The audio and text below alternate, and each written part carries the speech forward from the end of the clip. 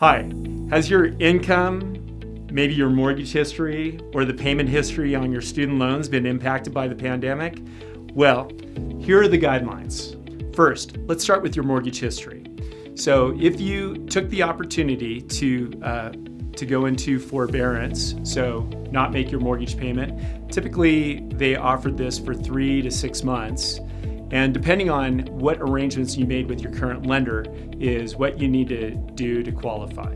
So if you had it added on to the back of your mortgage, then we simply need you to make your mortgage payment for 3 months.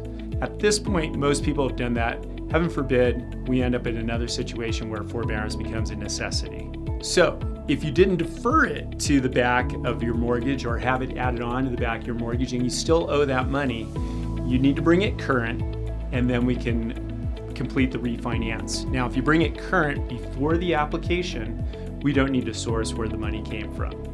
If you need to bring it current after the application, then we do need to source where that money came from. You can use a 401k or some other financial resources that you have available to you.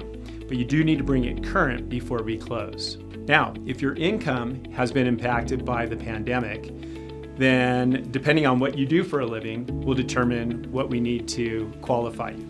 So if you're salaried and you were furloughed, then you just need to be reemployed. So back to work, we can use your current income if that hasn't been affected. Now, if you were furloughed and you've returned to work, and in some cases we've seen a partial furlough. So instead of working 5 days a week, you work 4 days a week. Now, in those situations, we do have to use your current income to qualify you.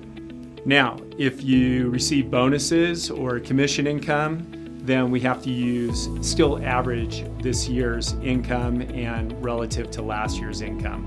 So that would impact some people's income. Now, if you're self-employed, we need a year-to-date profit and loss, and we need 2 recent bank statements to support the cash flow that we're showing on the profit and loss.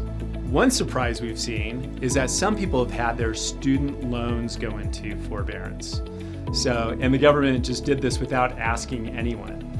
So the guidelines are, if you're in forbearance, we'll use 1% or 0.5% of the outstanding balance to qualify you. Now, if you have an income adjusted payment plan and it's in forbearance, we just need you to be able to show what that monthly payment would be if you were making the payment.